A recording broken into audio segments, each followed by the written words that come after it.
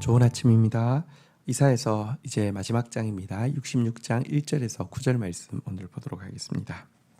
1절 여호와께서 이와 같이 말씀하시되 하늘은 나의 보좌요 땅은 나의 발판이니 너희가 나를 위하여 무슨 집을 지으랴 안식할 처소가 어디랴. 2절 나 여호와가 말하노라 내 손이 이 모든 것을 지었으므로 그들이 생겼느니라. 무릇 마음이 가난하고 심령에 통회하며 내 말을 듣고 뜨는 자 그 사람은 내가 돌보려니와. 자, 우리가 참 종교심이 고양되어질 때 나타나는 증상 중에 하나가 하나님을 위해서 집을 지어드리고 싶다 이런 마음입니다. 여러분 좋게 생각해도 이 베드로가 변화산에서 이제 예수님을 위해서 집을 지어드리고 싶은 마음이 있었죠. 또 솔로몬도 이렇게 하나님의 집을 지어드리고 싶은 그런 마음이 있었습니다. 그러나 이제 이렇게 좋은 경우는 사실은 지어드리고 나서도 자기가 하나님께 집을 지어드린 것이 아니라 솔로몬 같은 경우에 하나님이 자기 같은 자가 지은 집에 임해 주시는 것이 은혜임을 이제 깨닫게 되죠. 사실 생각해 보십시오. 여기 나온 대로 하늘은 하나님 보좌고 땅은 하나님 발판인데 인간이 어떻게 하나님이 거할 처소를 지을 수 있습니까? 말이 안 되는 것입니다. 그래서 지어놓고도 도리어 여러분 하나님 앞에서 이런 누추한 곳에 하나님이 임하신 것 자체가 은혜임을 감격하게 되는데요. 그러나 이런 그 심리, 그러니까 하나님을 위해서 집을 지어드리겠다는 이런 심리를 교모하게 이용해서 마치 예배당 건축이 무슨 성전 건축이나 되는 듯이, 특별히 이제 선교지 같은 경우는 국내보다는 이제 비용이 훨씬 좀 적겠죠. 선교지에서 이제 예배당을 건축할 때에 혹은 무슨 선교 센터를 건축한다거나 이럴 경우에 국내에서 프로모션을 하면요, 함께 짓는 것보다 혼자 돈을 다 내서 짓는 걸 훨씬 선호한다고 합니다. 왜냐하고 하면 이 자기 이름을 딱 거기 새기고 이런 것들에 대해서 굉장히 이렇게 뭐랄까요, 사람들이 관심이 있다고 합니다. 선교 센터도 마찬가지고요. 그러니까 아주 그 악한 그 선교사들은, 그러니까 이 사람한테는 당신 이름으로 지었다 그래서 명패를 딱 붙여서 사진을 찍어서 보내주고요. 또 딴 사람한테 돈을 똑같이 전부 다 받아가지고 당신 돈으로 지었다고 해서 막 이렇게 사진 찍어서 보내주고요.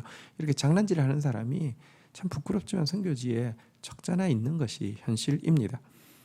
그건 우리 안에 이렇게 여호와를 위해서 집을 지어드리고 싶다라는 그 마음이 있기 때문이고요. 그거를 조금만 잘못 이렇게 인도하면 이렇게 될 수가 있다는 것이죠. 하나님께서는 이야기하십니다. 내가 이 모든 거 다 지었고 너희도 내가 지어서 생겼는데 너희가 어떻게 나를 위해서 집을 지을 수 있단 말이냐. 하나님께서 분명히 불가능한 일이라고 이야기를 하십니다. 그러면서도 우리 같은 자가 하나님을 모실 수 있는 유일한 방법, 우리가 하나님의 처소가 되어드릴 수 있는 유일한 방법을 알려주고 있습니다. 그것은 마음이 가난하고 심령이 통회하고 하나님의 말씀을 듣고 떠는 자가 되는 것입니다. 마음이 가난하면 하나님이 그 안에 임재해 주십니다. 야, 여기 내 집이구나. 심령이 통회하면 하나님이 그 영혼을 자기의 보금자리로 삼으신다는 것입니다. 하나님 말씀 앞에서 떠는 자에게 주님은 반드시 찾아가시고 여기가 내 거처다라고 말씀해 주신다는 것입니다. 하나님은 지극히 높고 거룩한 곳에 거하시지만 또한 마음이 이 심령으로 통회하고 겸손한 자와 함께 하신다라고 성경에 또 이야기하고 있는 바와 같은 내용입니다. 자, 그런데요, 그렇지 않고 여러분 하나님 집을 지어드리겠다, 아니면 하나님께 뭔가 재물을 드리겠다, 하나님께 어떤 내가 이번에 한번 공로를 세워보겠다, 이런 사람들의 행위에 대해서는요 3절부터 이야기합니다. 소를 잡아 드리는 것은 살인함과 다름이 없고 어린 양으로 제사 드리는 것은 개의 목을 꺾음과 다름이 없이 하며 드리는 예물은 돼지의 피와 다름이 없이 하고 분향하는 것은 우상을 찬송함이나 다름이 없이 행하는 그들은 자기의 길을 택하며 그들의 마음은 가증한 것을 기뻐한즉. 자, 여러분 보십시오. 여기 보니까 소를 잡아 드립니다. 어린 양으로 제사를 합니다. 예물을 바칩니다. 여러분, 그런데 이런 행위들이요, 정말 가난한 마음, 통회하는 마음, 말씀 앞에서 떠는 마음이 없이 한다고 하면 이것은 살인하는 것과 마찬가지라는 것입니다. 여러분, 사실 이 제사를 드린다는 게 하나님이 그러면 동물들의 인권, 동물권은, 동물들의 생명권은 막 하찮게 여기고 혹은 막 피를 즐거워하는 하나님이냐? 그렇지 않습니다. 피는 생명이라고 가르치고 있고요. 사실은 우리의 죄가 너무 커서 하나님의 아들의 피를 흘려야지만, 하나님의 아들 피를 흘리기를 어떻게 하나님 좋아하시겠습니까? 하나님의 아들의 피를 흘려야지만 구원할 수 있기 때문에 그것에 대해서 받아들일 준비를 하게 하기 위해서 이 일견 보기에 제사 행위는 정말 잔인하잖아요. 피를 흘려야 되는 것이니까 허락한 것일 뿐인데요. 여러분, 이 제사 드리면서도 내 죄가 저 짐승을 피 흘리게 하고, 아니 내 죄가 하나님의 아들을 피 흘리게 할 것을 정말 가슴 아프게 상한 마음, 통회한 마음으로 하지 않고 교만한 마음, 공로의식으로 한다고 하면 이것은 살인행위나 다름없고요. 개의 목을 꺾는 것이나 돼지 피 바치는 것이나 다름이 없고, 분향하는 것도 우상을 찬송하는 것이나 다름이 없다, 이렇게 이야기하고 있습니다. 왜냐고 하면 그들은 하나님께 제사 드리고 있으면서도 자기 길을 택합니다. 말씀의 길을 택하는 것이 아니라 자기 마음에 원하는 길을 택합니다. 그들이 기뻐하는 것은 하나님의 말씀, 하나님의 성품이 아니라 그들의 마음은 가증스러운 것, 더 이기적으로 물질과 쾌락을 가지고, 이것 가지고 영혼들 앞에서 갑질하고 이런 것들, 허황된 것들을 자랑하는 이런 것들을 기뻐한다는 것입니다. 실제 여러분, 교만한 사람들은 예배를 드려도 자기 길 택하는 것에 지나지 않습니다. 가증한 것, 기뻐하는 것에 지나지 않습니다. 4절, 이들에 대해서 하나님께서 어떻게 심판하시겠다고 이야기합니까? 4절, 나 또한 유혹을 그들에게 택하여 주며 그들이 무서워하는 것을 그들에게 임하게 하리니 이는 내가 불러도 대답하는 자가 없으며 내가 말하여도 그들이 듣지 아니하고 오직 나의 목전에서 악을 행하며 내가 기뻐하지 아니하는 것들을 택하였음이니라 하시니라.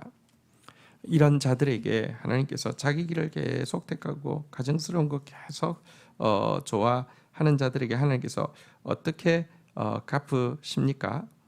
여러분, 잘못된 것을 선택할 수 있도록 유혹의 소리가 훨씬 더 크게 들리도록 내버려 둔다는 것입니다.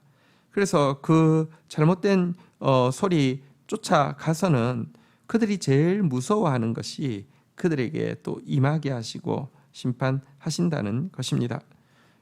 꼭 악한 자들은요, 자꾸 사탄의 음성이 더 크게 들리고요, 좋아 들리니까 계속 유혹받고요, 가다 보면요 점점 더 그들이 무서워하는 것, 두려워하는 일이 그대로 이루어지게 되어 있습니다. 이것은 법칙입니다. 우리가 여러분 하나님의 말씀을 쫓아가면 갈수록 평강이 임하게 되고요, 사단의 유혹을 쫓아가면 갈수록 무서워하는 것이 임하게 된다는 사실 꼭 기억해야 합니다. 그렇다고 하나님께서 일부러 그들을 유혹하신 것이냐? 전혀 그렇지 않죠. 불러도 대답하지 않았습니다. 말하여도 듣지 않았습니다.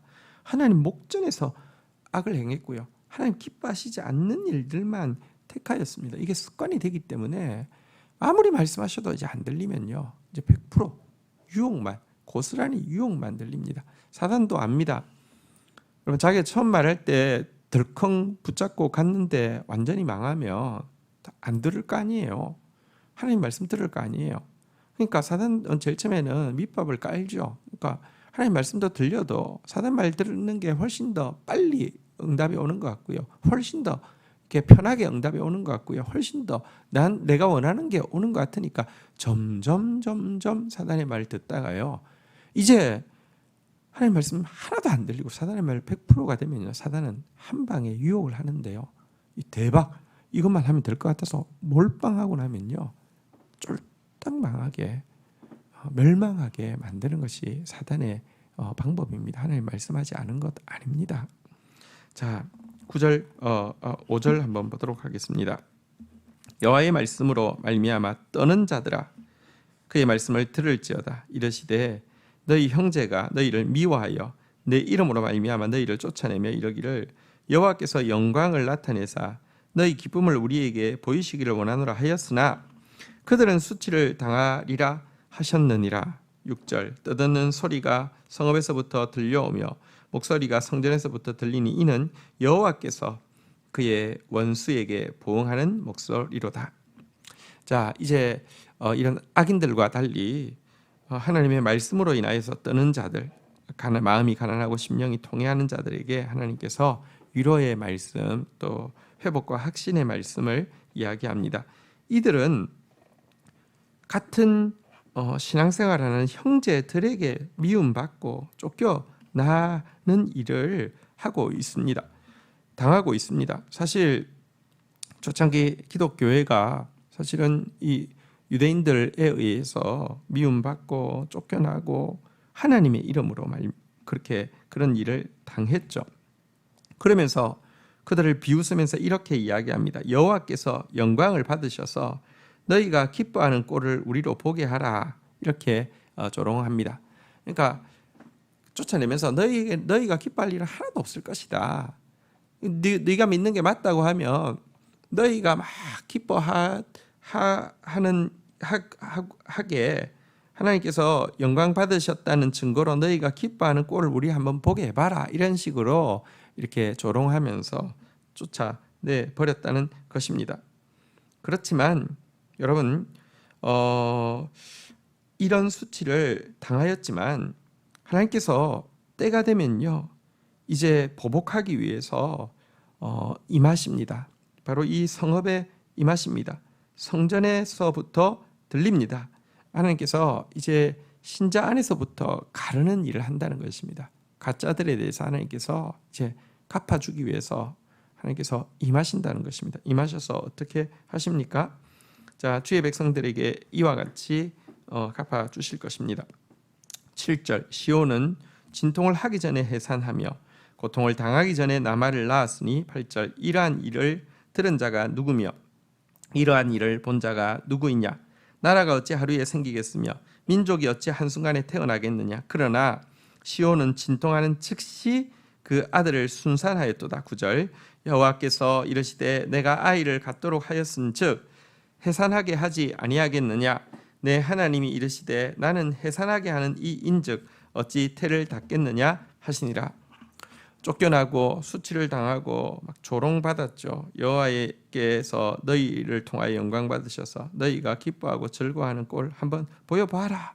이렇게 조롱당했던 그들을 하나님께서 이제 해산하는 고통을 느끼는 즉시 아이를 순산하는 것처럼 이제 하나님께서 그동안 이 남은 자들이 하나님 말씀을 떨면서 붙잡았던 그 약속들이 한순간에 다 이루어지게 해 주시겠다는 것입니다. 이게 1차적으로는 고레스 칙령으로 갑작스럽게 남은 자들이 포로 귀환해서 유다에 돌아오게 되는 일을 통해서 한번 나타나고요. 또 신약교회가 시작되어졌을 때 한 번 설교할 때 3,000명이나 돌아오는 오순절 역사를 통해서 또 보이고요. 궁극적으로는 하나님 나라가 이 죄악된 세상 가운데 새하늘과 새 땅이 완성되어지는 순간도요. 마치 이렇게 진통하기 전에 고통당하기 전에 해산하는 것과 같은 이렇게 갑작스럽게 임하게 될 것이다 라고 이야기하고 있습니다. 이게 어떻게 가능한 일입니까? 한 민족이 하루에 태어나는 일이 불가능한 일 아닙니까? 한 나라가 하루에 세워지는 일이 불가능한 일 아닙니까? 그러나 하나님은 말씀하십니다. 말씀 앞에서 떠는 자들에게 이렇게 위로하시면서 말씀하십니다. 내가 아이를 갖도록 하였은즉 해산하게 하지 않겠느냐라고 격려하고 있습니다. 하나님께서 우리에게 말씀을 잉태하게 하시면, 하나님께서 우리에게 하나님 나라의 꿈을 심어주시면 이것은 반드시 실체로 나타난다는 것입니다. 나는 해산하게 하는 이인즉 어찌 태를 닫겠느냐. 하나님 여러분 말씀을 심어주셨으면요, 태 닫지 않습니다. 반드시 실체가 되어지도록 하신다는 것입니다. 하나님 이 심으신 말씀의 씨앗은 눈에 보기에는요 별반 말씀은 있지만 우리에게 변화가 일어나는 것처럼 보이지 않을 때가 많습니다. 그러나 말씀 앞에서 떨고 그 말씀 앞에서 계속 마음이 가난하고 심령이 통회하는 자로 서 있으면요, 때가 되면 하나님은 반드시 일하실 것이고요, 갑자기 일할 것이고요, 완벽하게 일할 것입니다. 이 약속을 우리는 지금도 가지고 있습니다. 주신 말씀 붙잡고 기도하며 나가도록 하겠습니다. 주님 감사합니다. 하나님이 저소 삼으시는 마음은 가난한 마음, 통회하는 마음, 말씀 앞에서 떠는 마음일진데 가난하고 겸손하고 통회하는 자로서 주님을 모시는 자 되어지게 하여 주옵소서. 우리의 신앙 행위와 우리의 신앙적인 헌신을 자기의 공로 삼는 것은 개의 목을 꺾고 돼지의 피를 바치는 것과 전혀 다름없는 것임을 저희들이 분명히 알게 하여 주옵소서. 하나님 섬긴다고 하면서 자기가 원하는 길을 택하고 마음에 가정한 것을 기뻐하고 또 하나님 목전에서 하나님 앞에서 악을 행하고 하나님 기뻐하지 않는 것을 택하는 우상 숭배자들 반드시 진멸할 것인데 결단코 그런 신앙생활을 하지 않도록 주님께서 역사해 주시기를 간절히 간구하고 소원합니다. 비록 지금 하나님 말씀대로 살기 위해서 몸부림칠 때 조롱당하고 미움받고 쫓겨나고 수치를 당한다 할지라도 하나님 때가 되면 우리 안에 심은 말씀 하나도 남김없이 그대로 될 것을 믿습니다. 반드시 이루어질 것이며 갑자기 이루어질 것이며 완전하게 이루어질 것을 믿습니다. 그러하오니 주님 더 말씀 붙잡는 자 되어지게 하여 주시고 더 하나님 나라 꿈꾸는 자 되어지게 하여 주시기를 간절히 간구하고 소원합니다. 그래서 그날의 주인공 되어지게 하여 주시며 누가 낳았는고 누가 양육하였는고 어디서 생겼는고 고백하면서 주님 영화롭게 하는 자들 되어지게 축사하여 주옵소서. 예수님의 이름으로 기도 올립니다. 아멘.